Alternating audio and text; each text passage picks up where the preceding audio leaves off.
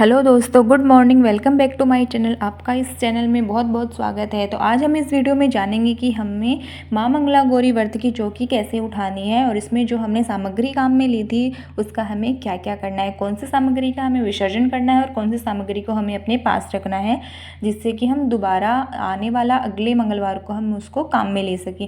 तो सबसे पहले हमें जो ये आटे का दीपक बनाया था, इसके अंदर जो हमने 16 बातियाँ बनाई थी, इन 16 बातियों को जब ये दूसरे दिन बच जाती हैं तो इन्हें हम एक कटोरी में इकट्ठा कर लेंगे। और जो ये आटे का दीपक है और जो आटे का हमने सिलपट्टा बनाया है, तो ये आटे का सिलपट्टा और ये दीपक दोनों हम गाय को खिला देंगे। और इस प्रकार जो हमने प्रसाद काम लिया था, इस प्रसाद को हम पूजा करने के बाद सबको घर में बांट देते हैं। और थोड़ा सा हम अपने लिए, जब शाम को हम भोजन करते हैं तो हम अपने लिए भी थोड़ा सा प्रसाद रखते हैं।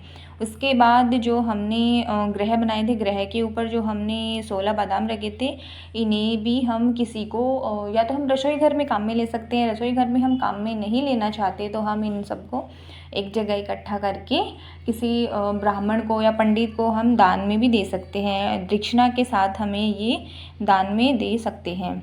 तो इस प्रकार हमें जो माता को भोग लगाया था, जो ड्राई फ्रूट्स भी लिए थे, वो सारे हम भगवान को भोग लगाने वाले जो भी सामग्री होती है वो हम घर में काम में नहीं लेना चाहते तो हम किसी कुंवारी कन्या को या फिर किसी भी मंदिर में दान दे सकते हैं या फिर किसी पंडित को भी हम दान दे सकते हैं। तो उसके बाद जो माता को हमने फूल पत्ते, जो 16 फूल पत्ते हमने जो माता को अर्पित किए थे, वो सारे हम एक जगह इकट्ठे करने के बाद उनका हमें भूमि विसर्जन कर देना है। अब या तो हमें इनको माता के साथ जल में विसर्जन कर देना है या फिर हमें भूमि विसर्जन कर देना है।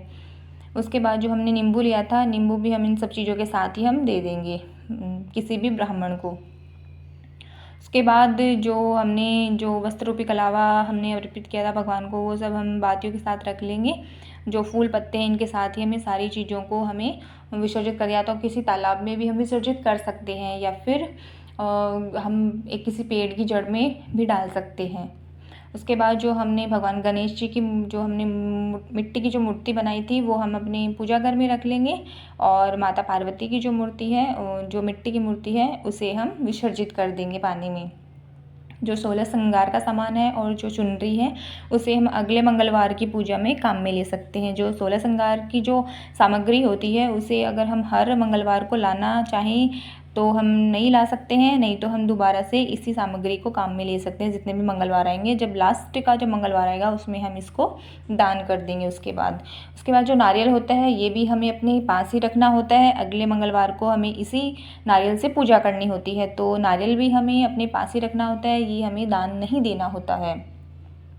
और जो ये फूल पत्ते होते हैं ये सब हमें विसर्जित कर देने होते हैं। जो भी हमने जो कलश में जो पत्ते हमने आम के पत्ते से जो हमने स्थापना की थी, वो सारे हमें एक जगह इकट्ठे कर लेने हैं और उसके बाद हमें इनको विसर्जित कर देना है। और जो ये हमने जल का लोटा जो हमने स्थापित किया था, जिसकी हमने स्थापना की थी, ये हमें सब पहले तो हमें पूरे घर में थोड़ा थोड़ा हमें छिड़क देना है। उसके बाद इसको हमें किसी भी पेड़ की जड़ में डाल देना है। और जो नारियल, सुपारी, हल्दी की गांठ, जो भी एक सिक्का जो भी हमने लिया है, ये हम अपने पास ही रखेंगे।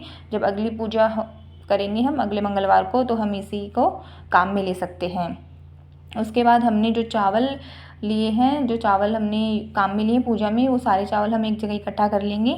अगर चावल थोड़े से हैं तो हम इनको किसी भी पक्षियों को डाल देंगे, और अगर ज़्यादा चावल हैं तो हम किसी को दान में भी दे सकते हैं। उसके बाद जो हमारी भगवान की प्रतिमा है, ये हम अपनी पूजा घर में रख लेंगे और इसी प्रतिमा की हमें अगले मंगलवार को भी पूजा करनी होती है, तो इसे हम रख लेंगे। उसके बाद जो हमने लाल कपड़ा लिया है, लाल कपड़ा भी हम धोकर अगले मंगलवार को हमें काम में लेना होता है, तो हमें इसे भी अपने पास रखना होता है, इसे हमें रख देना होता है, तो इसे हम अगले बार पूजा में काम में लेंगे। उसके बाद इस प्रकार हमें इस सामग्री को हमें काम में लेना होता है।